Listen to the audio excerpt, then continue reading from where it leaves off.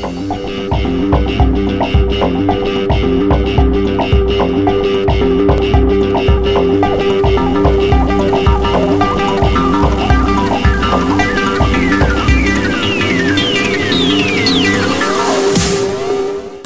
combattants.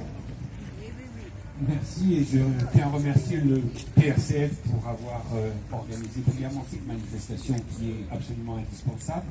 Et je parle donc au nom du Conseil national de l'Association républicaine des anciens combattants dont je suis membre, qui est une association qui a vu le jour en 1917 avec le slogan lancé par Henri Barbus, guerre à la guerre, au moment où il constatait que le parti avait trahi.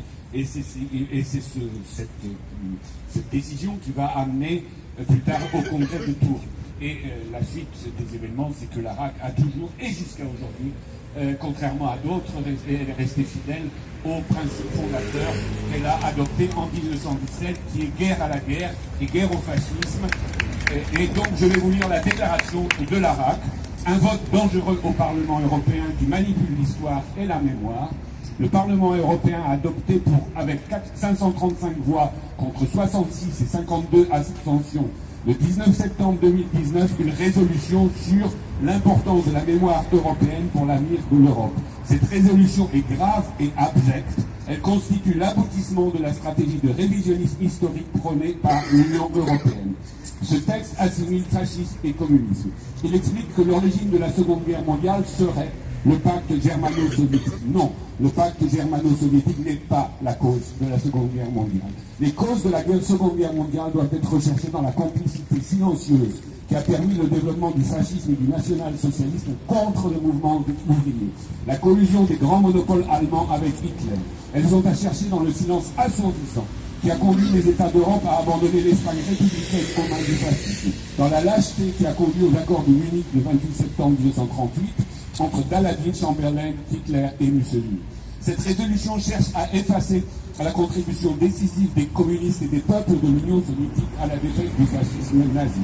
Cette résolution occulte la gravité de la barbarie nazie et la renaissance aujourd'hui du fascisme. Il est important d'avoir une rigueur historique. Nous la devons aux millions de victimes, à tous ceux et avant tout les communistes et le peuple russe qui se sont battus pour arrêter et vaincre Hitler.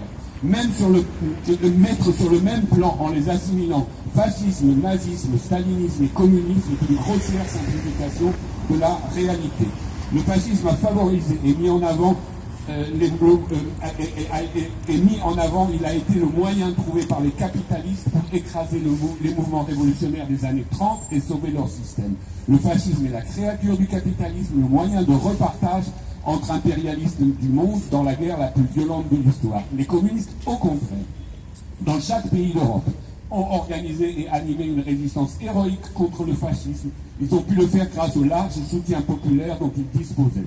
Présenter la Russie comme n'ayant souffert que du stalinisme, point 15 de la résolution, c'est nier l'ampleur des souffrances et des peuples des pertes subies par ce peuple et par les soldats de l'armée rouge, 21 millions de morts, pour arrêter l'expansion nazie et permettre la libération de l'Europe. Cette résolution est d'une extrême gravité. Elle vise à ouvrir la voie de l'interdiction des partis communistes, des forces progressistes et du mouvement syndical, comme ce fut le cas dès 1933 en Allemagne. Avec ce texte, le Parlement européen veut empêcher toute révolte et toute contestation démocratique. Le vote de ce texte est scandaleux et dangereux. Ceux qui l'ont voté portent une lourde responsabilité devant l'histoire. Ils font comme dans les années 30 le lit du fascisme. Nous n'acceptons pas la réécriture de l'histoire sous peine de voir se reproduire les mêmes dangers.